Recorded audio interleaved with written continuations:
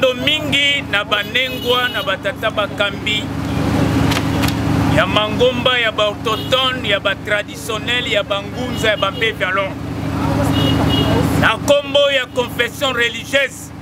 oyo epesi biso mandat na protocole d'état na ordonnance présidentielle ya président de la république pe ya loi 004 ya ministère ya justice towiti kobengisa bino nyonso batata bakambi ya mangomba mokolo ya jeudi na ngonga ya 9h na immeuble Sirop na commune ya Njili oyo ezali bureau ya confession religieuse mpona kobongisa mabongisi nyonso ya kozongisa molimo ya longi ya Congo oyo azali tata na biso ne Mwanda Ntsemi yango wana bilulu minene towiti nango ya réunion ya batata bakambi pe bamama bakambi ya mangomba ya bamangomba autochtone oyebi yango malamu ne Mwanda Ntsemi oyo azalaki mobondili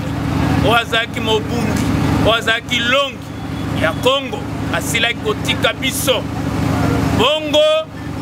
na kombo ya confession religieuse na zongeli malamu tobengi vuvuam tobengi ba masambukidi tobengi ba onda tobengi ba vutuka tobengi ba ebansu batokoisi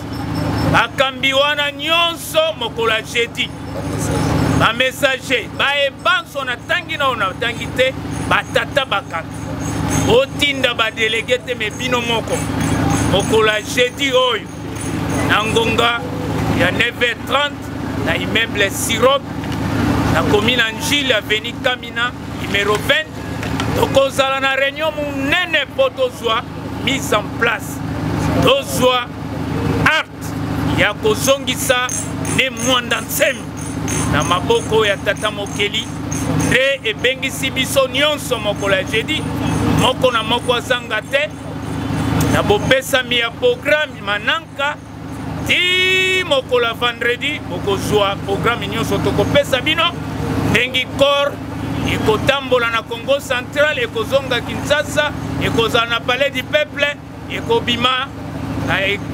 morgue ya cinquantenaire nyonso wana tokopesa bino programme yango tobengi bino nyonso batata bakambi ya mangomba pe bamama mokolo ya jeudi moko azanga te oya na Njili référence terrain Sainte Kimpavita soko komi wana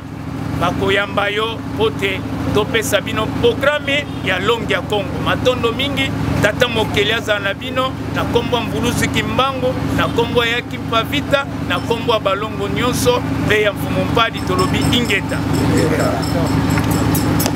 isilina